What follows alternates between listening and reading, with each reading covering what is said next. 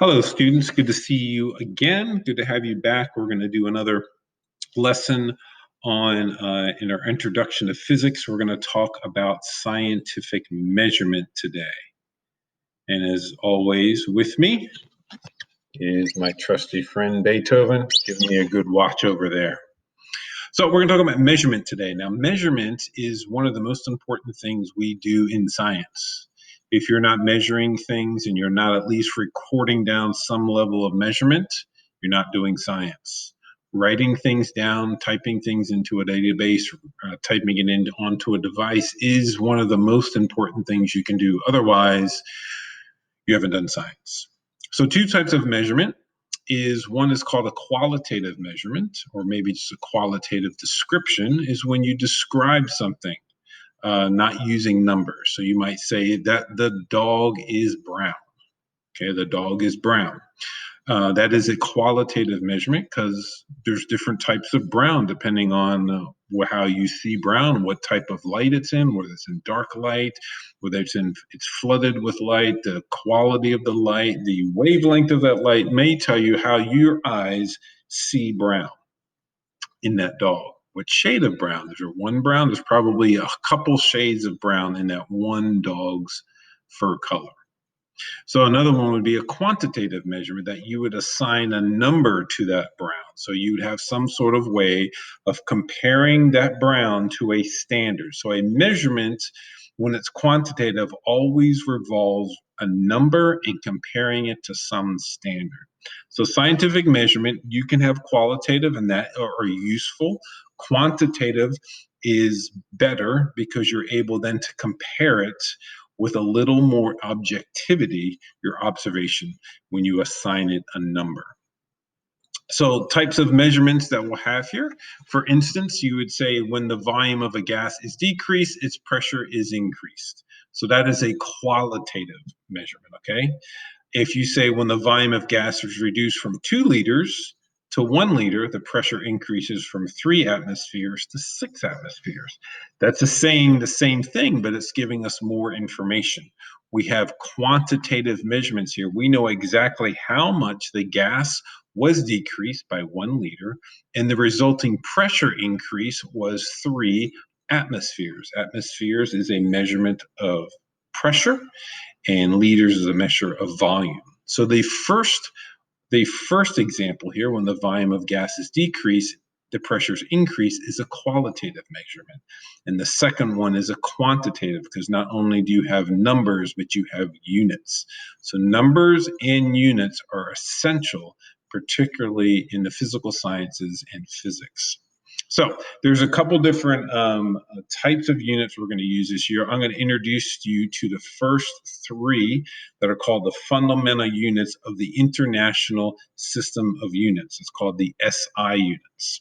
In that system, these are physical standards for length, mass, and time. Those are the first 3 we're going to talk about today. And these are called fundamentals because some of them have actual physical standards. And actually, that has changed.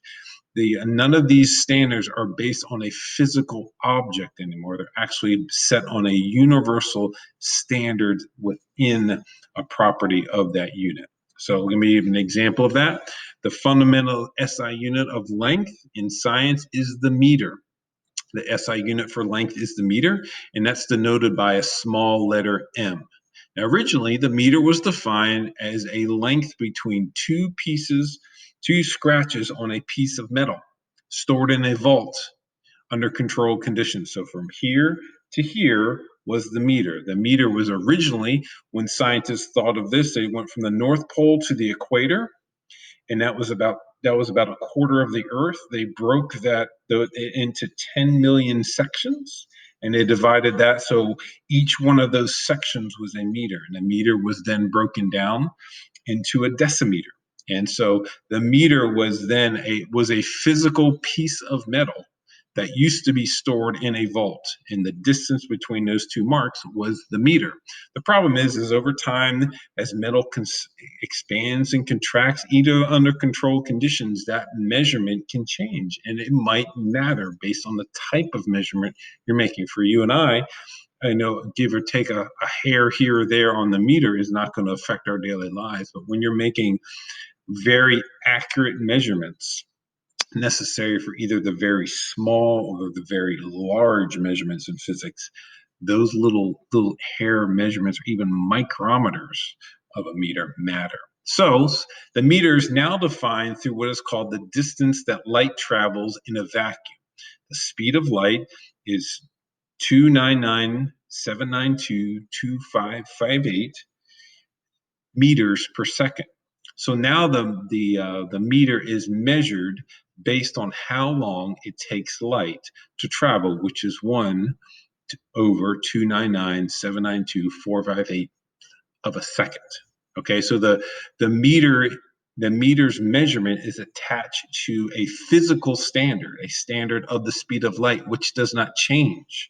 Where that piece of metal may have changed based on some over time, the metal may degrade, things change, or you can't get to that.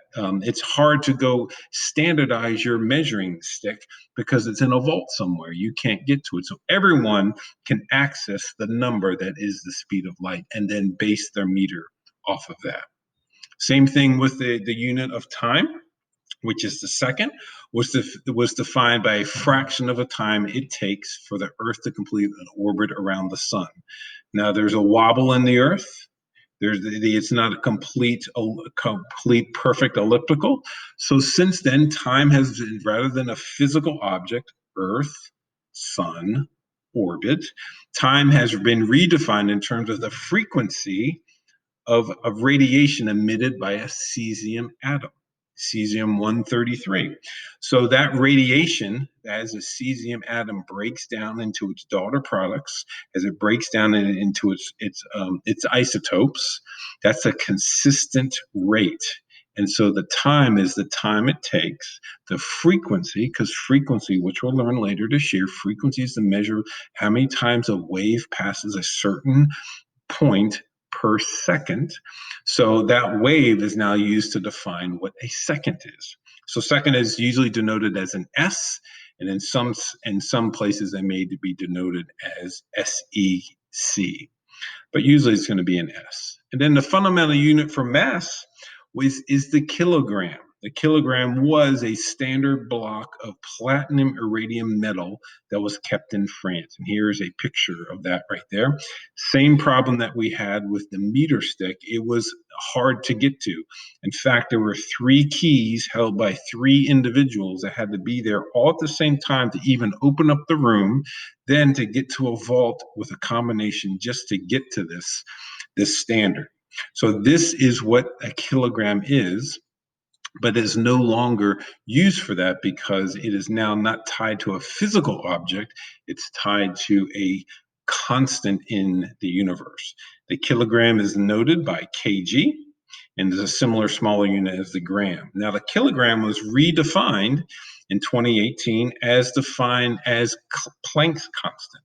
And Planck's constant is the measurement of the energy of a photon. And we'll talk about photons later this year, but what you need to know is a photon is the measurement of the energy of this light particle or this light energy, and you see that there is a kilogram within its units. So Planck's constant, which is this number, has kilogram in it. So allowing for it to be tied to a Planck's constant, it has been redefined as recently as 2018. So this is a new standard. So what you need to understand right now is that our 3 fundamental units that we're going to talk about now, the length, time, and mass are not tied to physical objects. A length of a piece of metal, the orbit of the Earth around the sun, or a physical piece of metal in France. It is now tied to a standard mathematical concept that exists in the universe that can be known to a very precise, accurate number. All right, so then from these, there are what are called derived units. Now, derived units come from, say, for instance, speed. Speed is derived from distance and time, meters per second. So these aren't a unit of fundamental units in themselves. They take units and combine them together. So derived units are expressed using combinations of the fundamental units. All right, so what we do is we many times in this class, and you should get used to this, and there's an assignment here for you to work on through these so you can practice. And I want you to be able to convert between units. So for instance, I want you to be able to feel comfortable and review again your 6th, 7th, 8th, 9th grades math that you've had, how to convert from 1 unit, millimeters, to meters. Being able to convert and using what's called an equivalency statement is going to be helpful. And the equivalency statement is just a ratio. And what you have is you have a ratio that 1,000 millimeters equals 1 meter, or there's 1,000 millimeters per 1 meter, or 1 meter per 1,000 millimeters. What I want you to see is that these fractions, these ratios can be flipped based on what you're trying to convert. So the first one here is this is 500 millimeters. What I want to do is convert those, how many meters are in 500 millimeters. So I use my conversion statement or my equivalency statement, and I put whatever I'm trying to get, what I want, on top, meters, and I put what I'm trying to get rid of on the bottom, millimeters, because these will cancel. So there are, if I do this math here, 500 times 1 divided by 1,000 tells me that 500 millimeters is equivalent to 0.500 meters. So there's an assignment on there that I want you to work through that'll help you understand how to convert through units, and we'll talk about this the next time we meet in class. Thanks a lot.